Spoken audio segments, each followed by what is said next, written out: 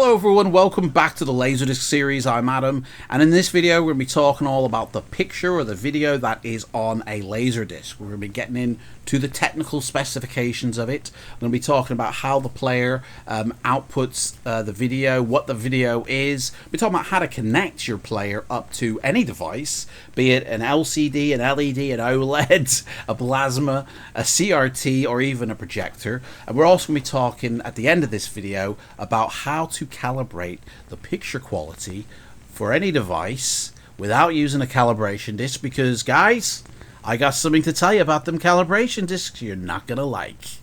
So strap in, and I'll also talk about how the quality has evolved over the Laserdisc empire. But we're not gonna be talking video, it is just only we're not going to be talking audio, it's just only video. So if you want to know what's the best way to connect up your player, what to use, this is where you're going to find out all about the video aspects of Laserdisc. So, what's on the video disc of Laserdisc? Well, it's an analog uncompressed video. What does that mean? It's not digital. That's basically what it means. On DVD, on Blu-ray, on 4K, it's compressed digital video. Okay, it's complete digital as well. On Laserdisc, much like VHS, it's uncompressed analog. Now, I don't know about anybody else, but me, I prefer uncompressed where possible to compressed. As much as Blu-ray 4K, they look gorgeous, detailed up, high color, it's compressed, and you can really see the drawbacks of compressed video in a poorly made disc. Okay, and there were plenty of DVDs poorly made when that format first released. So what does this mean? Well, digital video, I mean, I'm going to do a DVD series, a 4K and a Blu-ray series in the future, so I'll go into a lot more detail. But basically, when any film, and let's just take Ransom as a example, let's say we take Ransom and we put it out on Laserdisc, on DVD, on Blu-ray, and 4K. All the digital formats are going to suffer from what's called digital artifacts. Macro blocking, where you see, you know, squares on the screen with poorly mastered low bitrate discs, especially when it's moving, you'll see blocks appearing. Banding, color banding, you can see like in a sky where it's gradient colors of a beautiful, gorgeous sky. You might see this thin line going between the colors where it hasn't, you know, gradiently slipped in between the transition of colors. You see a hard line. Yeah, unfortunate to see that sometimes. You get chromatic abrasion, which basically high contrast areas where there's a massive difference in that color of high contrast. So a tree against a sky where the tree is black, the sky is white. You might see this ghosting line alongside the tree. And pixelation, if it's got a low bit rate to its resolution, you'll get pixelation in high movement scenes. And it's nothing to do with the film itself, it's all the technology that it's being put on. They come in on poorly made discs, and even discs that are really good but have a high action scene and not enough bitrate to support it. You can see all of these issues. On Laserdisc, none of that happens. Now, that's not to say Laserdisc doesn't have its own issues. Analog, uncompressed video on Laserdisc has a slew of issues because of the technology it was made on, just like DVD and Blu-ray and 4K and stuff like that. So, what are they? Well, first off, let's talk about the two different systems that we have in play. There are two different types of Laserdiscs.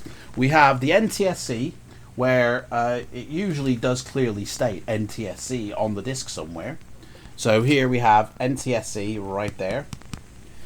This is a Region 1, as it were, or Region A, or NTSC disc. This will need a player that is NTSC to play it back on.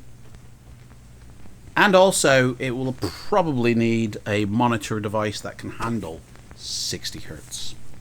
This is a PAL, which you can see there. It says PAL at the bottom. This is a European Laserdisc, so PAL. So the way that the video has been put on here compared to this one is different. They are recorded differently and they play back differently, and they require different displays to be able to fully appreciate the playback as it was intended. So let's pull apart these two formats. Japan and America do the NTSC system, and that's basically the refresh rate of the televisions in those regions. So 60 hertz they refresh at, which means in order so you don't get any screen tear, it has to be 30 FPS output. So what is on the ransom disc is a 60 hertz signal encased in 30 FPS. But if we think about it, 35mm film is 24 frames per second FPS. That's it, done, hardlined. So how do we get from 24 to 30? Well, in the process of mastering, which I'm going to go through in a different video, so I'll simplify it here, they basically telescene from the film to the disc in a way that converts 24 to 30. They also, in order to fit everything on the disc, they only take half of every frame on every other scan line. So the first frame will have 1357, the second frame will have 2468, and it will be one is on the top field, one is on the bottom field. So effectively you're losing half a frame with the NTSC system, but it doesn't really matter because when it's played back at 30 FPS, it's almost like it's adding frames and you don't miss the missing information.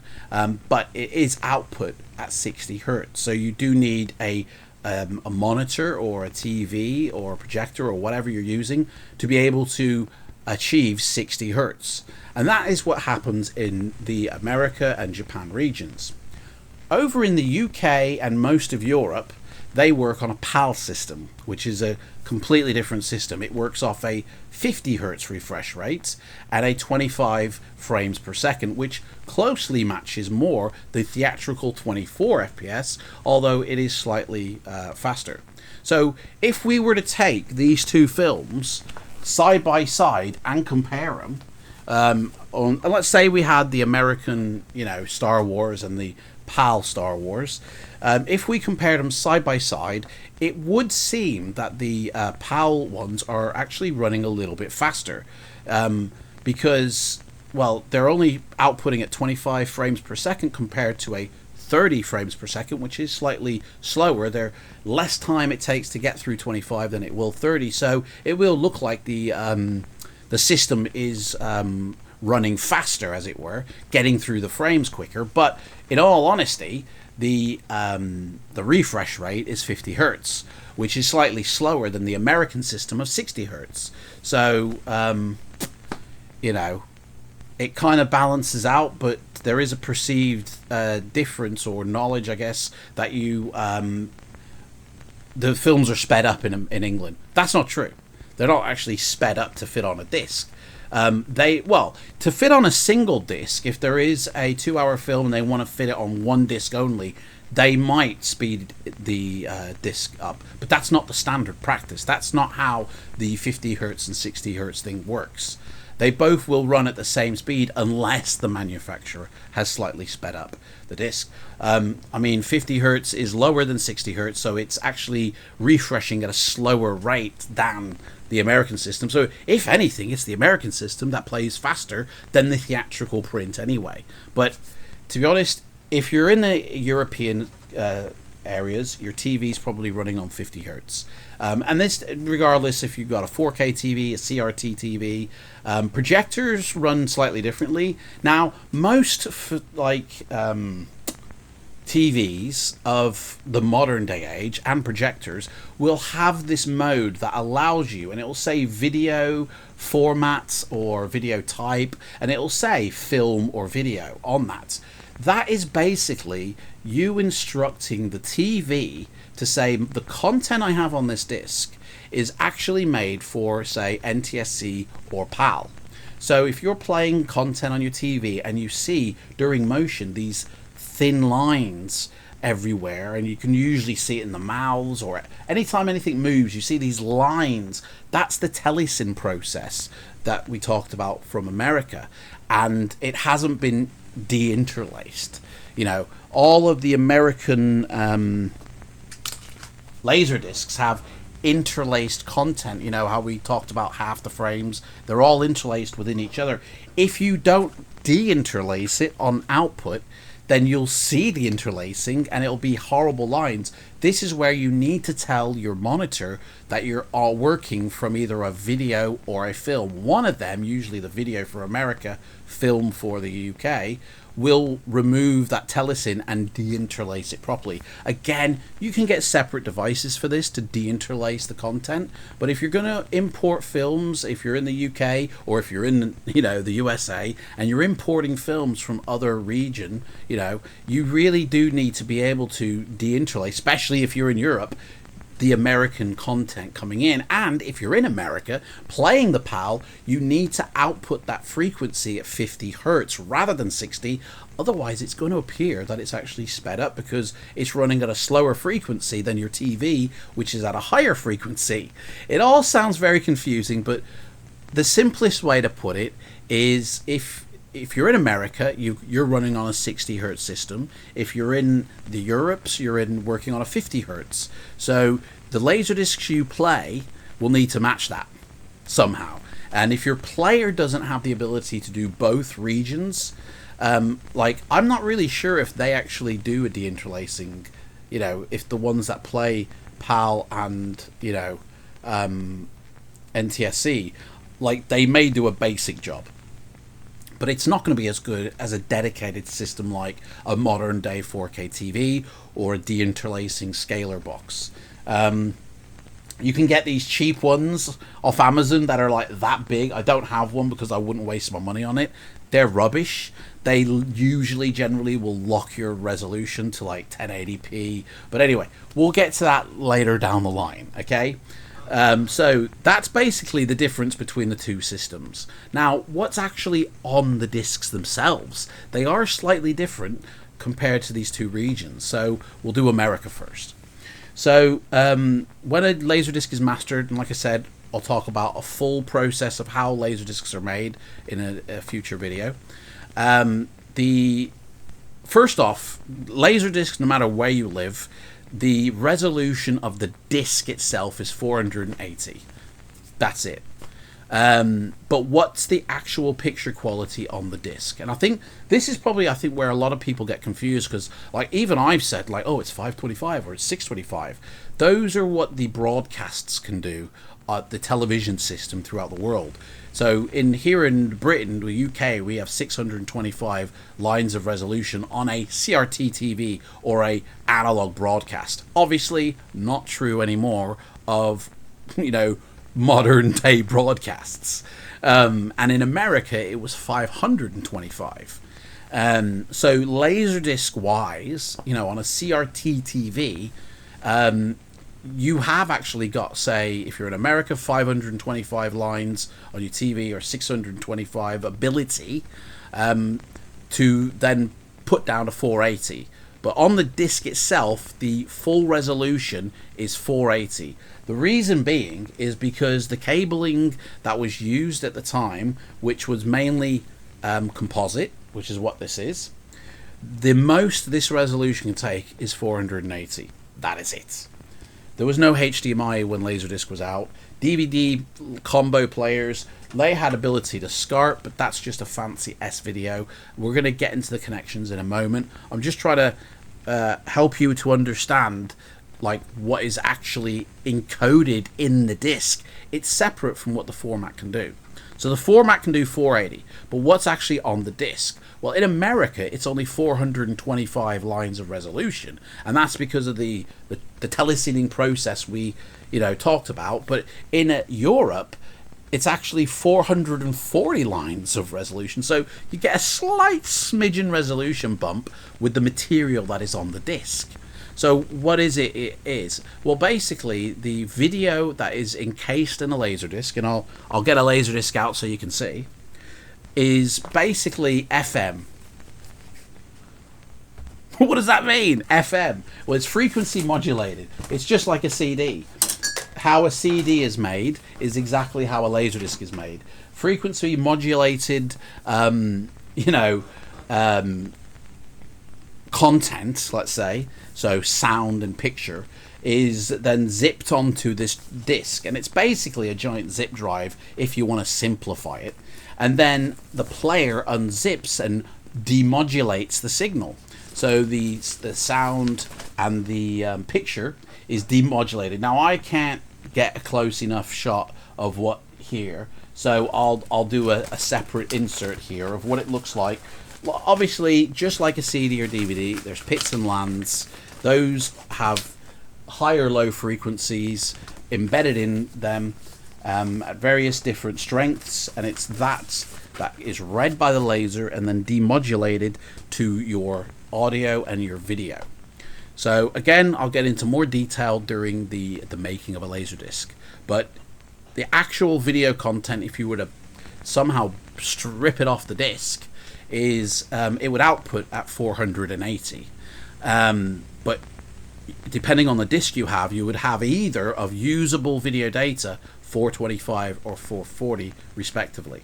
So how do we hook up the Laserdisc player to our various monitors? Now, basically every device type is exactly the same yet different. Okay, so looking at the back of your Laserdisc player, you're going to see one of 3 different video hookup systems, maybe 4 if you have a very later player. So the first one, like I showed you before, is I was going to say S-Video then. It's composite, okay, which is a single cable for video. So you have everything in here. You have your color, you have your picture detail, you have your luminance, all wound up in a single coil, and input into output, whatever. And basically, this is actually the system at which Laserdiscs are created. So you'd hook that up to your output, your TV, your monitor, your projector. Now I can hear, well, hang on, I don't have that connection on the back of my telly. What do I do? I'll get to that at the end of the video, don't worry. We'll get through it as we move on. The next type of output on your Laserdisc player might be S-Video, which is basically a fancy composite. So the signal is kind of still the same, but it's different.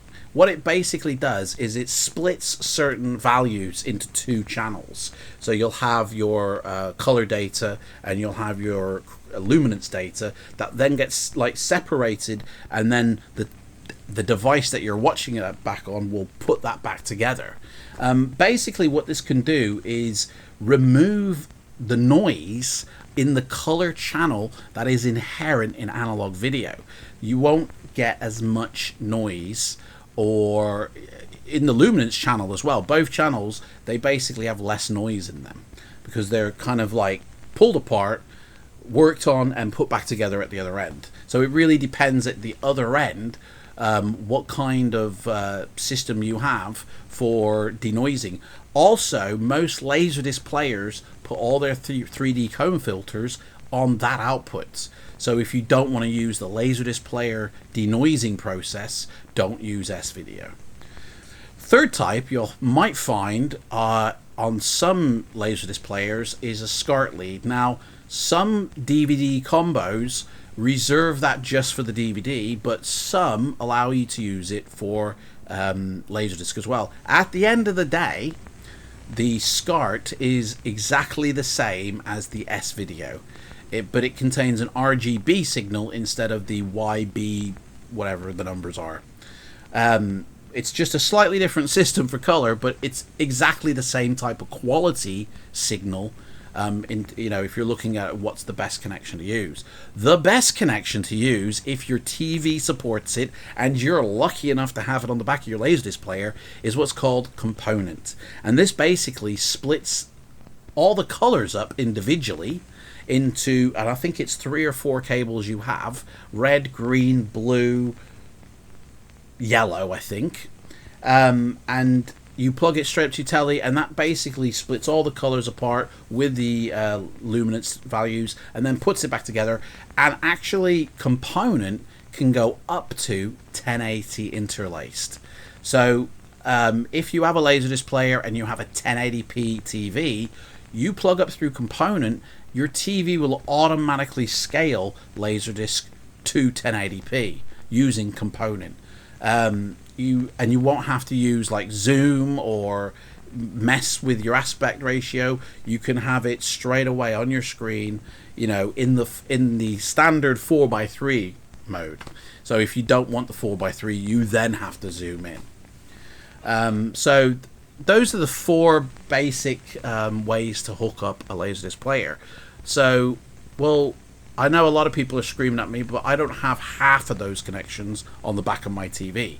If you have a modern day TV of either LCD, LED, plasma, OLED, blah, blah, blah, you most likely only have a HDMI input. Some of them have outputs, ARCs as well, but only like ones that were made maybe 5 years ago plus have other types like a component, a composite, or a SCART. But all the modern day ones made within the last 3 years just have HDMI, because that is the standard now. Like, you don't need anything else. Like, there's no Blu-ray player or a 4K player that has a composite out, you know, on the back of it. So it's not needed anymore. So modern day TVs just don't carry that way of inputting, you know, from your Laserdisc player. So in those cases, I'll talk about that after the next bit. So for those that do have inputs on the back of your TV, basically you just plug her up, and what you'll get is the 480 on your screen, and you'll go, there's like a black border all the way around, and it's like your TV hasn't upscaled the 480 to 1080p. So therefore, in order to watch it, you will need to zoom yourself in. Some TVs have a better zoom capability, but at the end of the day, even if you're on a CRT TV, although this wouldn't happen on a CRT TV, even on a plasma or an LCD or an LED or whatever, when you zoom in, you're magnifying the resolution. You're not actually increasing it. You're just magnifying it. And that's a major difference, because now you're blowing up all the faults rather than seeing all the beauty. If you keep it at its native resolution, very tiny on your, say, 4K screen, that is the way it should be played. But obviously you don't want that. So what you can do to fill out the screen is, I mean, some TVs have the ability to take that signal and upscale it internally and do an okay job and deinterlace it if it needs to be, you know, by that video type setting that I said. But some TVs won't. They will hard lock it and go, you know, unless you're going to use a HDMI cable on this puppy, it ain't going up to 1080p internally. It'll stay at 480. So this is where you need a box in the middle now. You need to get a intermediate device to run your, you know, your composite or your S-video lead in, and I'll talk about the different types in a second, into the box, and then the box HDMI to your telly, and now whatever you put on through this box will be 1080p. The box will scale it to match 1080p. Or 1080 rather, sorry. And your TV will go love it, and then you just need to zoom in to get rid of the pillar box is, you know, it now will, the height will match correctly, but if you want to just see your widescreen film, you will still need to zoom in, and that's again where you're magnifying. You're not actually scaling properly. So if you want to properly scale it, you'll need to get a dedicated scaler. Some people will recommend line doublers. I don't actually think that's the correct term for those boxes. I don't like them, to be honest. I don't think they do a good enough job. But an actual scaler will do a really good job. And one that I can highly recommend, that was made for professional broadcasting and professional production houses, is a Kramer, basically. This one is the 728, but the 770, I believe it is, or the 730, will do a very good job at not only deinterlacing the American discs or correcting the PAL discs for an American system, if you don't fancy going into your settings. Not only do that, but can also, so time-based correction, it can deinterlace, it can scale. I believe that one goes up to 2K or 1080p, and the other model goes up to 2K, but also it will denoise laser discs. And we'll talk about that in a second, the denoising of the video signal on the disc. So I really do recommend getting a dedicated scaler if you want to use it on a 4K screen. And that's basically how you would connect it with the various connections. Now, what is the difference between a composite and an S-video? Like I said, composite, everything runs through the single cable. And depending on the type of cable you have and the length of it, will definitely be noisier than using the S-video. So a composite cable, what you're looking for, you don't really need to pay mental amounts of money to buy a video cable. The only single thing you really want to look for is it copper plated. This one is copper plated. I don't know if you can pick that up at all, but the difference between a copper plated cable and a non-copper plated, that's probably using aluminium or nickel or silver or whatever, is that copper conducts heat better than the sort of chromy, silvery aluminium ones. So obviously electricity is surging through this. It's going to warm up over time. The longer you use it, the hotter it gets. This will keep that heat in check, as it were, much longer before degradation breaks down than the silvery ones. Their metals will heat faster, and the hotter these cables get, then you get dropouts, you get the cable breaking down and not working, and you also get noise being added to that signal. So copper plated cables will reduce the amount of noise in your signal and keep your cable running longer. That's really the only thing you need to look for. So if somebody says, oh, it was measured 75 ohms or whatever, it's bullshit, man. Honestly, as long as this plugs up securely and it's copper plated, also the length, the longer the cable, okay, the more chance of introducing interference into your system. That's basically it. Keep them short. Keep your Laserdisc player sort of in the vicinity of what it's going to be displaying it on. So keep it next to your telly or next to your projector. If you have massively long cables, there is more chance for electrical interference, which will add noise to your cable and to your display. Magnetic fields they're susceptible to, because they are running on an analog system. And this is all inherent within the disc itself, and I'll talk about that in a second. So composites cables are effectively the worst type to use because they are so susceptible to noise, and they have all of the information smashed into a single cable, and it outputs, and it, yeah. S-video, on the other hand, like I said before, will split the color and luminance values separately and denoise them and output. So unfortunately, the problem is the Laserdisc way of doing this is from the 90s and late 80s. Probably not as good as your modern day 4K telly, your scaler, or whatever. Even those crappy little boxes off Amazon, probably do it better. And that's generally where Laserdisc manufacturers put their comb filters, and they actually didn't put it on the composite signal. So I'm going to say, in terms of which one is best, you will find a cleaner picture off the S-video. And obviously, the more you denoise it, the sort of blurrier and less detailed the image is getting. So you really don't want to go overboard, because then you'll be like, am I underwater? You know? You really want to use the right cable for you, and there is no one clear answer here. Nobody can come in and say that's the best cable, that's the best cable, because everyone's setup will be different. Everyone's eyeballs are different.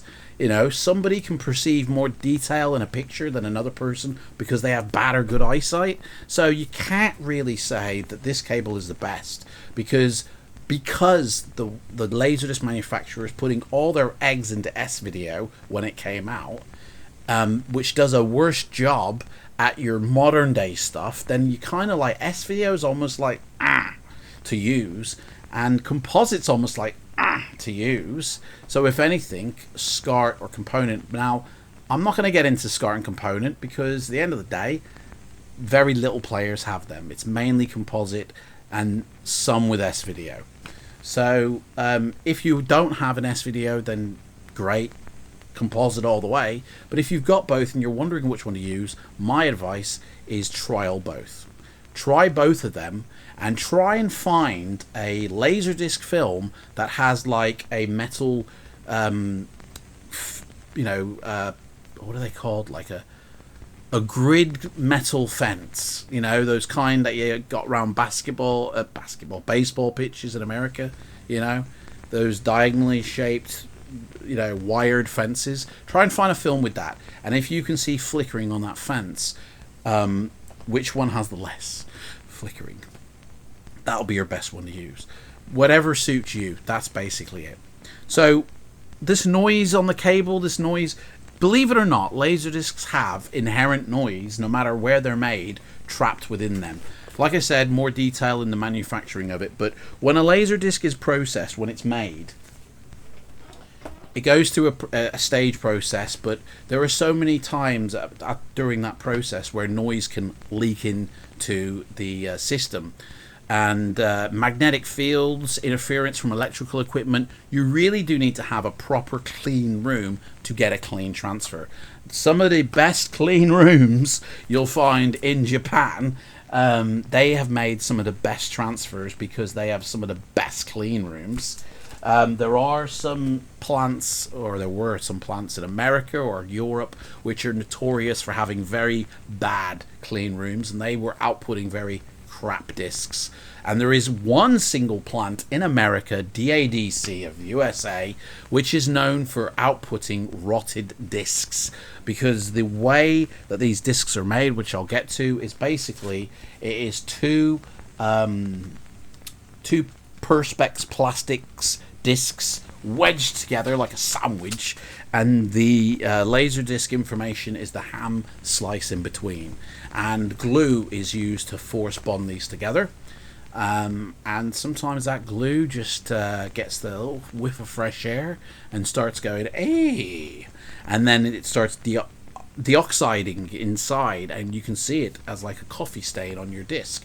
DVD suffered from this when they first came out as well, and it can make a disc unplayable.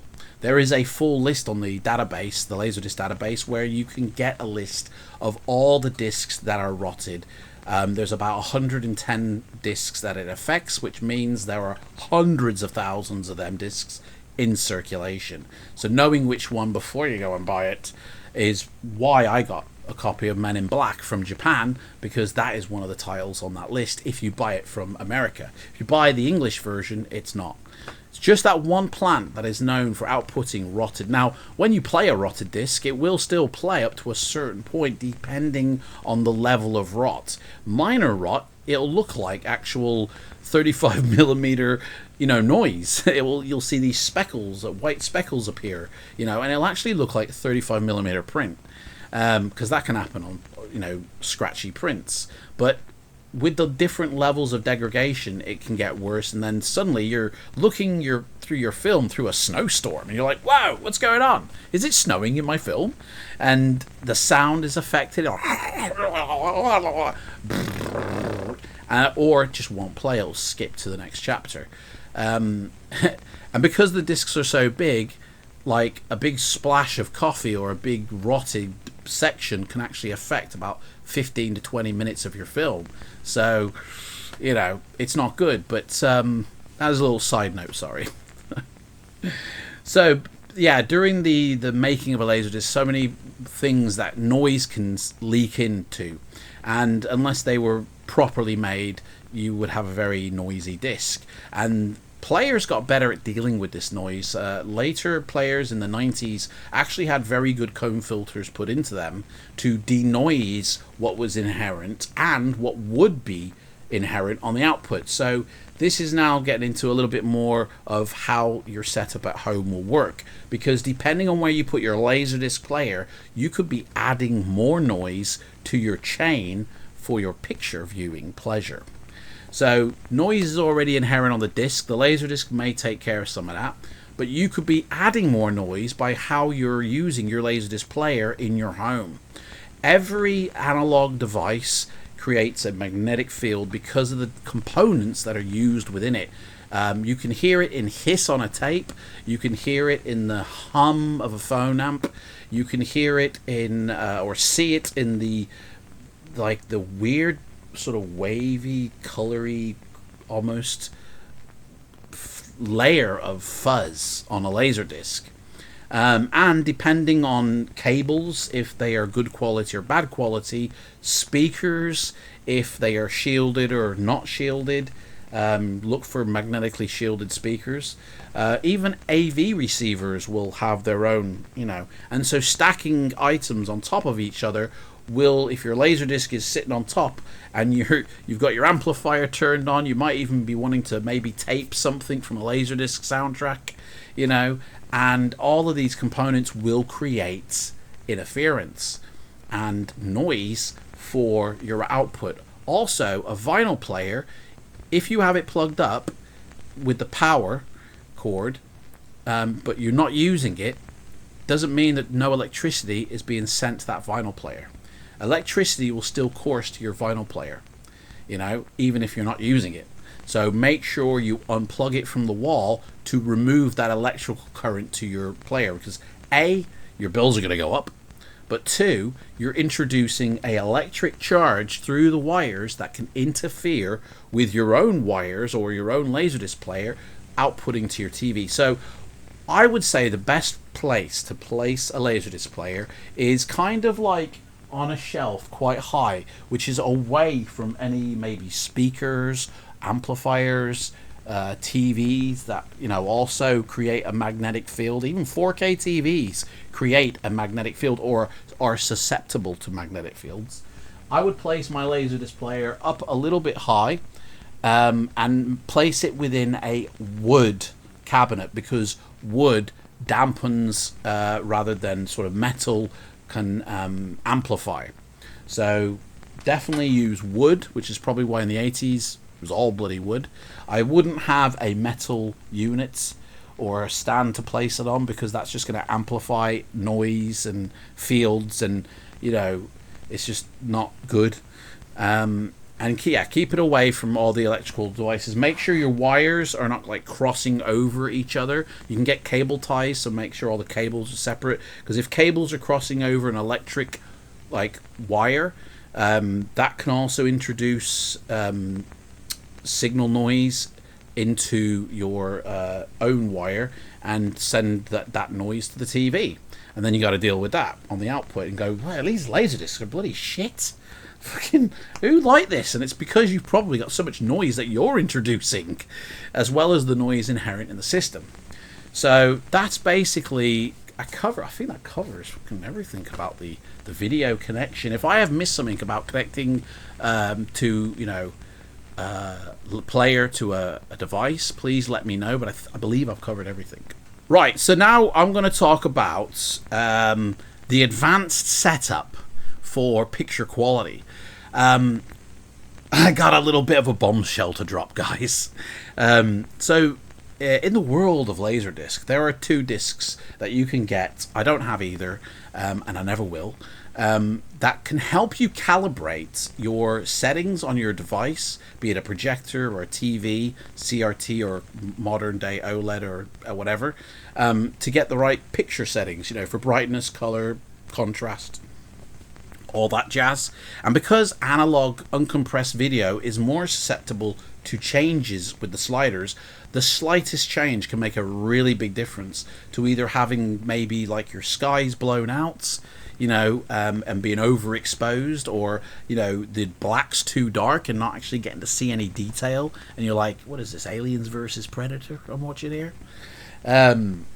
So having the right balance of picture settings is crucial. Now, the very most important thing to remember is that all your devices, be it a CRT TV or even a projector that's CRT, a projector that's DLP or LCD, or a TV that's LCD, LED, OLED, plasma, whatever the case may be, they all handle whites and blacks slightly differently, okay? Knowing the contrast ratio of your device is crucial in getting the perfect setup, because if you don't know how white your whites are or how dark your blacks will be, you will never get to set the most crucial element to Laserdisc, which is setting the correct level of black. Setting the correct level of black is the difference between having washed out colorless discs versus a disc where you go, am I watching a Blu-ray? What the hell? Okay. Analog video is like I said, not digital video. Digital video can have high contrast, high whites, deep blacks, because the nature of being digital. Analog, on the other hand, tends to have charcoaler blacks and a lower white point within its color balance, as it were. You know, it can't achieve the levels of whites that, say, a OLED TV can. And so what's on your disc isn't actually going to represent what's on a Blu-ray disc in terms of balancing the color and the brightness. In fact, it's probably going to be using half those settings. So now, the two calibration discs I mentioned, the THX demo disc and the Video Essentials disc, right? Load of crap. Absolutely worthless. Unless you want half of your discs to look crap and the other half to look great, go ahead and use those discs. But unfortunately, the demo THS disc came out at around, I think, 94, 95. And the Video Essentials, I believe, was the early 90s. I think there was one a little bit before, but, you know, early 90s. They are the THX calibration disc will make all your THX discs, will make all your THS discs look the best. If it's not a THX calibrated disc, you know, if it doesn't have the seal of approval from old George Lucas with a THX stamp on it, then it's going to be a bit of a mixed bag in terms of, oh, this looks a bit charcoaly black, or the whites look too bright, or the color's not right, or it's going to be slightly off, because that THS discs is only for THX discs. It's just giving you an average for everything else. So unless you're only going to watch THX discs from now on, you need to do something about it. The Video Essentials one really is only for films that came out between, I would say, 92, maybe 1990 to about 1997, or 1999 maybe. I think America stopped outputting Laserdiscs, I reckon, in about 1999. So that Video Essentials really only goes from the 90s. If you've got discs from the 80s, you know, their coloring, their mastering was way different to the 90s. So again, you're going to be setting your display up only for half of your discs in your collection, if you collect all, you know, 80s and 90s discs, to looking good and some looking bad. And this is kind of where I think people think, well, some Laserdiscs look good, some look bad, and that is true, but you're making it worse by using the Video Essentials disc.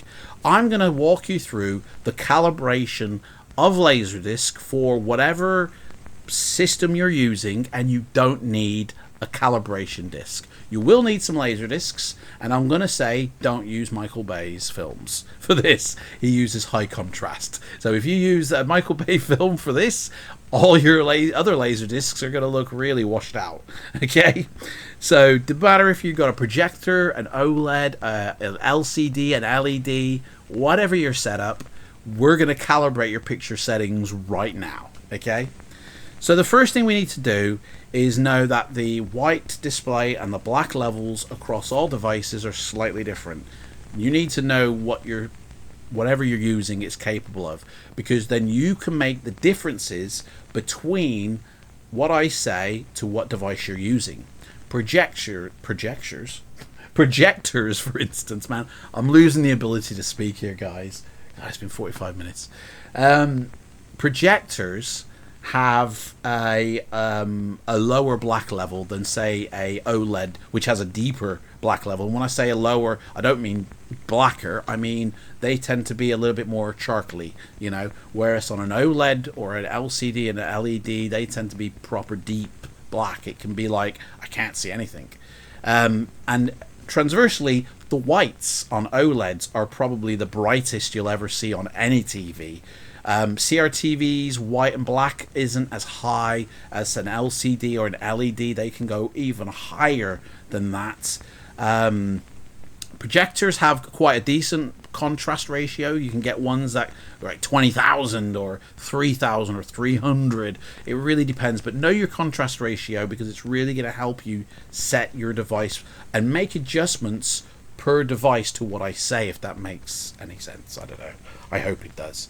So put yourself with your remote in your hand, go into the menu of whatever device you're using, turn off all the auto settings for noise, for motion, for contrast, for brightness. Make sure you're in the home mode if you're on a modern TV, but make sure every auto function is turned off.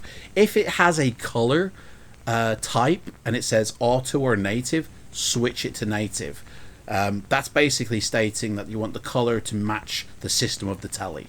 Okay, and if you use auto, it will flick between depending on the content, and sometimes it might not do it accurately. So always use the color of the display rather than the color of the disc. Now you want to find a few laser discs in your collection here. Okay, we need a couple. We need a disc from like 1990 to 1993. That's the best one. I recommend Jurassic Park, in all honesty. It's probably the one film everybody has seen at least once. And you remember what the color of Alan Grant's shirt looks like versus his necktie. You know how dark the T-Rex scene when it comes out of the cage for the first time, how dark that should be. Or the brightness of the clouds when you saw the Brachiosaurus for the first time. So if you've got Jurassic Park, great. Don't use Michael Bay. He uses high contrast. Everything else will be washed out. And go and put your picture settings for contrast, for brightness to 50% of whatever is allowable in that slider range. And take your color and kill it. Just put it down to 0, because we're going to start with picture detail and the white level and the black level first before we start working on the color aspects. And you can put what I say here up against a Video Essentials disc if you want, or the THX one, but you might find it slightly different, not because I'm wrong, but because I'm giving you an average across all the laser discs.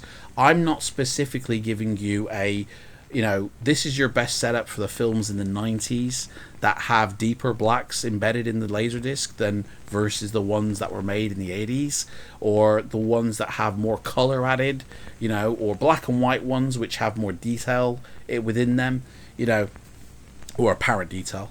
I'm giving you an average across both decades, so you can pop in any Laserdisc and it will look okay. Really what you want to do is you want to have a profile for the 80s and a profile for the 90s, really. And then, of course, late release ones from 99, 2000, and 2001, they are all mainly from Japan. I don't know of any Laserdiscs that America put out in 2000, to be honest, but they're mainly all from Japan, and they have very hard blacks, like deep blacks. So your color tends to look bolder. Anyway. So I definitely say grab Jurassic Park because it's the one in the middle, you know. Color to 0, brightness contrast to 50/50. We've turned off all our anti-noise or anti-flicker or anti-motion or anti-bullshit. We've turned all that off. Make sure you turn eco mode off as well, and that you're in the home mode of your TV if you're using a modern TV. Now, the black level, okay, is the single most important thing in Laserdisc, because it's an analog system, and if you're watching it on modern TVs, which most people will, that black level is far blacker and deeper than what is available on your disc. So you know what you want to see on your screen, but you also need to know the limitations of the format you're using so you can transcode that into what you'll see on the other end. Okay? Also, another thing to note is on Laserdisc we have low resolution color. We don't have high, 10-bit color on our discs. It's actually low resolution, and so therefore your contrast ratio is much lower on a Laserdisc when you compare it to DVD, 4K, whatever. So your contrast level really needs to be in check here.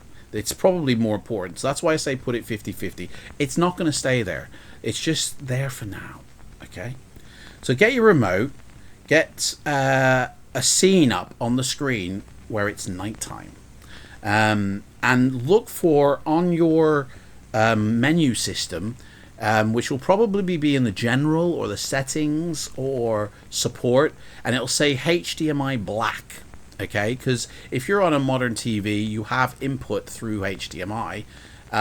You're using your HDMI. You need to set the appropriate black level. Otherwise, everything's going to look colorless and washed out and bright. Make sure you set it to say low. You don't want a high black level, which will make it deeper blacks, because we don't need that on Laserdisc. So you set it to low. You can try both settings and flick between and go, actually I prefer the other one actually, mate. And whatever works for you with your eyes is what you go with. That is the correct answer. Some people wear glasses, some people don't. Everyone perceives detail differently. You go with what's best, but I would recommend the low setting to match the black level of Laserdisc, so your TV knows. Then go back up to your contrast and your brightness. Find a night scene where the T-Rex is coming out. You kind of remember what it should look like, and set your black or your brightness.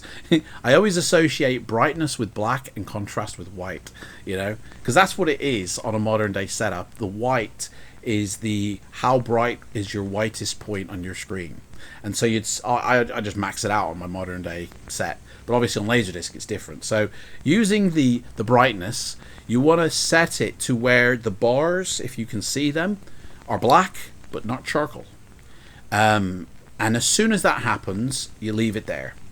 Don't touch it. Then go to your contrast, and this is where we're either going to be slightly bumping up or slightly bumping down. Don't worry about the color because you can't see it, or the detail of the picture. Only be looking at the levels of black versus what the levels of white look like. Okay, so the levels of white are going to be in the lightning bolts, or if you're advancing the scene onwards, within the faces of people, because we're at nighttime here. And make sure your contrast level is at a point where the black doesn't get any brighter, to charcoal, or where your white face doesn't start to blow out the detail of the wrinkles on the face, which you will see. Also, make sure your sharpness is down to 0 and no higher than 15%. Sharpness, is not a detail enhancer.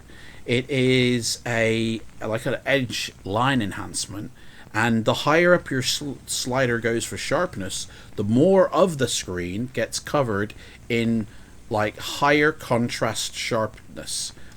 It just makes the whites stand out whiter. Now, I probably would say between 5 and 10% is the sweet spot, but it's going to be different for everybody. The higher up you go, the more digital noise, or the more noise on your analog disc that you're actually going to highlight. You have it down low and they become invisible almost. You probably want to put it to where the edges of people, or the edges of the main thing on the screen, start to become a little bit white, like as in clear, as in detailed. But remember, all the detail that is inherent on your disc is on that disc already. You don't need to overdo it or add more, because you're just going to highlight all the noise on that disc. So I would say no higher than 15% using sharpness. If you got a little bit worse eyesight and you want it higher, go ahead, it's up to you. But once you set your sharpness level, your eyes will adjust to the detail within Laserdisc, and over time you will perceive to see more detail, and it will become more filmic just by the very nature of how the eyes work.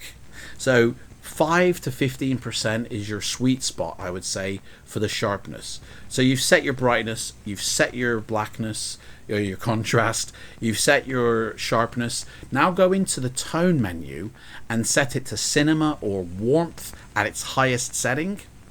And also make sure the gamma, if you have access to that, says 2.2.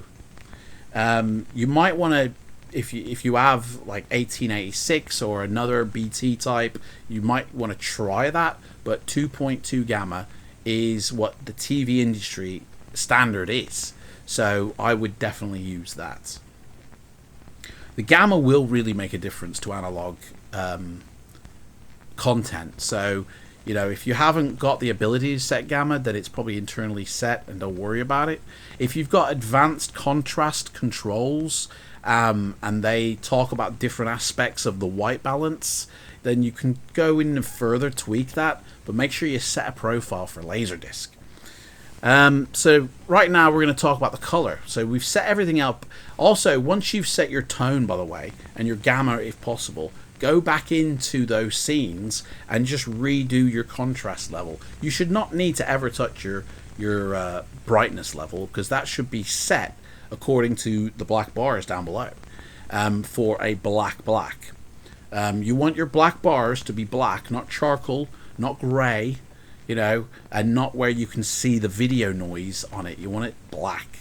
And then you're going to set your contrast ratio to make sure you can see the detail in the faces, and that night sequence is as dark as it should be, as you remember. In fact, here is a picture of how dark that night sequence should be. If it's brighter, you want to lower your contrast, and if it's darker, you want to raise your contrast. It will have a massive effect, so you won't need to move it that much. Okay, now go find a scene in the film where red is in the picture in both dark deep red and light red. I recommend the scene where they first come across the Brachiosaurus, because you've got Alan Grant's necktie and you've got the car itself with the logo. There's two different shades of red, and then you've got Ellie's shirt, which is pink. This will give you a very good level of how much color you need to apply. Now, we're tuning for Jurassic Park, so effectively Jurassic Park is going to look the best on your system, but it will give an average for other films. But if another film looks worse, it's not because you've done this, it's because the mastering on that disc was different than it was on Jurassic Park. So you might want to make single changes, but at the end of the day, you don't want to have a profile for every Laserdisc in your collection, you know, but that's what analog video will be. The fact that the mastering process was probably different for a lot, and they're all going to be different, so to get an averaged one, you know, that's what really we're doing here. Jurassic Park's a good average, I'd say. Bram Stoker's Dracula, too much red, it won't give you an accurate output. The Frighteners is a good one. The Frighteners is a good one, but that's too late in the game. Anyway, so go to those scenes now, and basically you want to slowly move the color slider up until Alan Grant's necktie is as red as it is here, until the red starts to bloom, and then take it down a little bit. Once the red of his necktie starts to bloom and become sort of like noisy, blown out, take it down to just before that point. That is the perfect spot for your color. The most channel in the wheel of Laserdisc is the red channel for noise. And it's so easy for the noise to bleed into other colors. That's the first color that will start bleeding when too much color is applied. You'll know when that happens because you'll see this glow start to happen on the laser, on the film of his necktie will start to sort of almost look like it's getting larger. And as soon as that's happening, you want to notch it down a little bit to where it's just before, and that is your sweet spot for color. And that is everything you've just done to calibrate your film, and it should look actually quite nice. Also go into your noise reduction system on your TV or your projector, and you can start applying light denoising to get rid of certain things, to make the picture appear cleaner. Don't use any motion tuning at all. Keep it set to the film or video on your TV set or projector, depending if you're watching American or British. But don't add like true motion or auto whatever to make it look like a bloody, soap opera. You want to make sure it's a film that you're viewing, so turn all that off. And yeah, just noise reduction. If you have a very advanced noise reduction system, then you're laughing all the way to the bank, because you can really tune it up. But the more noise reduction you do, the more blurry you're making your picture at the end of the day. Think of those Star Wars Faces edition. You're just adding more blurriness to each one. You'll lose perception of detail. And that's basically it. Like, Laserdiscs from the very earliest weren't very manufactured well. They're low quality and they're quite like low black levels, low color. But as time developed, they got better, and the black level got darker up until 2000 progressively, almost like a black level of calibration. The coloring on Laserdiscs got really super better in the 90s, especially with the THX certification. Color really got to a point where it was working on Laserdisc. And my voice is gone, so I think we're going to end the video here. But I think I've covered everything to do with video, and if I've missed something, please let me know. And thank you so much for watching this. If you're still watching this right now, put in the comments, "You are a Laserdisc legend," and I will know you've watched it to the very end. And I thank you so much, and I appreciate your support. Don't forget to join me in the next video where it's all about the audio, guys. Take care, and keep them spinning.